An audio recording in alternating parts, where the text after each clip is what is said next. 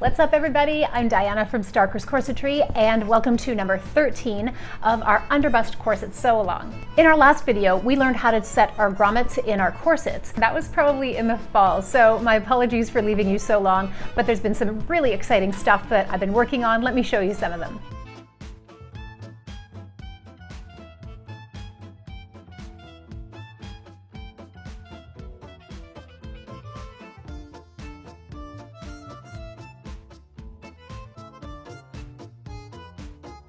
Also, I have started a TikTok channel, so please go check out my TikTok channel and of course my Instagram. That's all I'm gonna say uncorset related today because there's a lot to get to. We're gonna be jumping back and forth a little bit here. We're gonna be reusing some of the knowledge that we had learned in previous videos to help us finish off our underbust corsets. Today we're gonna be working on our upper seam binding on our corset. Not both the upper and lower, and I'm gonna show you why in a minute.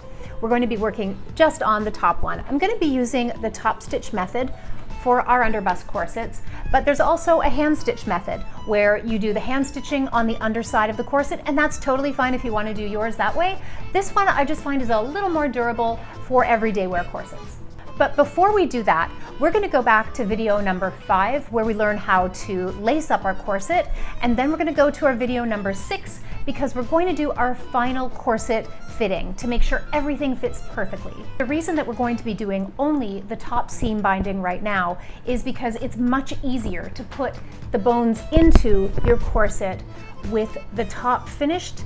That way, you're not going to be risking sewing over top of potential bones in your corset. It saves a lot of needles, a lot of swearing, and a lot of frustration. I will just wait here while you go lace up your corset and do your final fitting. I'll meet you right back here and we're going to start our upper seam binding. Okay, welcome back. Without further ado, we are going to get sewing right away. Here's what we're going to need today. Fabric to make our bias strips from, a ruler, measuring tape, chalk, clips or pins, scissors, and extra sewing machine needles. You're going to need the extra heavy-duty ones. After you've finished correcting any last-minute fitting issues that you may have, go over your top markings with chalk to smooth out your line, dipping down a little for your underbust and then back up to the lacing channel. Then copy those lines onto your pattern so you'll be able to easily create the same shape next time. Go back to your front bust closure and leave 10 centimeters above the top of the bust. This will ensure that you have enough room to sew your binding and not hit the busk. Next, take your sharp scissors and cut exactly a 1/4 inch above this line that you've just created. This is where you're going to sew your top binding. Next, do up the bust closure and cut the opposite side at the center front to match exactly, so the two center front tops above your busk are identical in height. Line up your center backs, matching the grommets together horizontally, and cut the top of the lacing channel straight across to match. Next, put the front together at the busk and the back together at the grommets and pin your two halves together along the waistline. Pin it in as many places as you need to match up both sides. Line up your now matching center front and center back lines and copy your cut top edge onto the second half with chalk. Open up your two halves and look at the line that you've created to make sure that you're happy with it. Then cut on the line that you've just drawn. Keep in mind this line already contains your seam allowance from your first half, so there's no need to add more here. Pin all the way across the waist on each half and check your measurements. This will create a symmetrical top, so if you do have any asymmetry in your body, just do this to each half separately, and after you've cut each side, do another fitting to be sure that the top looks even. Once you're happy with the top edge lines, measure out your top edge and add 2 inches to the length to determine the length of your bias binding that you're going to need. I like using folded fabric so you can get 2 bias strips cut at once. Lay out your fabric straight of grain with either the folded straight of grain edge or the self edge. Bring up the corner along the straight of grain to create a triangle. This will create your bias angle. Measure your fold so that you can get your bias length out of it, which is again the length of the top edge plus 2 inches. The width of your bias binding will be 4 centimeters. Yes, I'm jumping from metric to imperial, that's just how we do it in Canada. So mark it with your chalk and a ruler and cut your bias strips. You may want to pin the fabric or hold it tightly with your fingers as you cut. The bias can be really wiggly. Cut off your corners and we're going to clip your bias to your top edge now, starting on the wrong side of your corset with the wrong side of your bias facing up. You'll be seeing the inside of your corset and the inside of the bias all at the same time. That's okay because we'll be folding it around to the front and the right side will show then. Leave 3/4 of an inch hanging out past the bust closure so we can create a nice finished edge out of that later. Your bias will mold around the curves you have created, so help to guide your bias strip by matching the curve. Make sure that you have at least 3/4 of an inch hanging out past the other edge, and then we're ready to go to the sewing machine.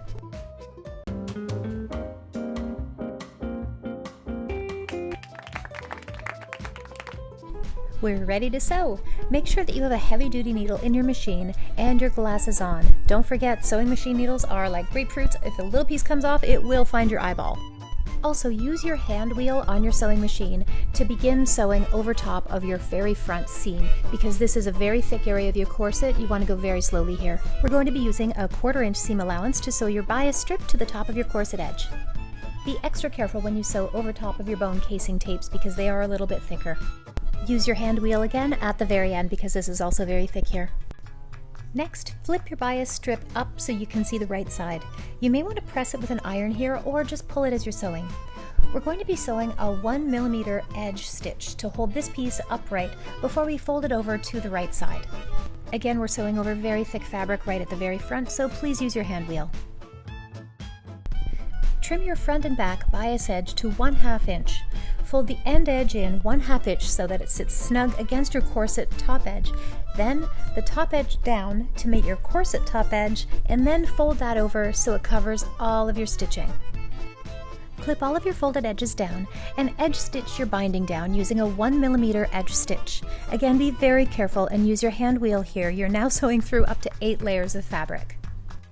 And check as you're sewing that you're covering all of your previous stitches with your seam binding. Fold your end in just like you did at the start, wrapping the 1/2 inch snug to your corset, then the upper edge down, then cover the stitch. And there's your first edge finished. Take a look at it to make sure you haven't skipped any stitches and move on to the next half. We're going to do exactly the same thing, leaving a little bit out of the edge of the side and then using a 1/4 inch seam allowance, stitch all the way to the end. Flip your bias up and use your 1mm edge stitch here. It's very important to match your bindings at the front above and below your bust. It's easy to spot a corset that's bindings don't match up. Prepare your front edge by using the triple fold as we did on your other side and clip it. Do up your corset and look at where the top is sitting. Now gently pull your corset sides away from each other so you can see what it'll look like when the seams are under pressure. That can move the bindings around a little, especially on an overbust corset or one that tips up really high or dips down really low. Reposition your upper binding if you need to match them up better. Using your machine hand wheel through the thick fabric, we're going to use our 1mm top stitch to stitch down our upper binding on this side. Don't forget to stop frequently while sewing your binding to check that your binding doesn't have any wrinkles, pulls, or creases. Finish your edge with the triple fold and using your hand wheel, stitch over the thick fabric, and we are finished. Double check that your fronts and your backs match up, and sit back and admire your work. One more thing before we wrap up, we're going to prepare for your bones. We're going to create our bottom edge using our final fitting lines, using the same method of transferring the seam shape to the opposite side as we did with our tops. Pin along the waist and measure each bone channel from the waist down to be sure the same is on each side. Unless you have some asymmetry to work with, then do each side separately. Cut one side 1/4 inch longer than the chalk line, and do up your bust closure so we can match the bottom edges together. Transfer your bottom shape to your other half just like we did earlier in the video, and we're going to be ready for our corset bones next.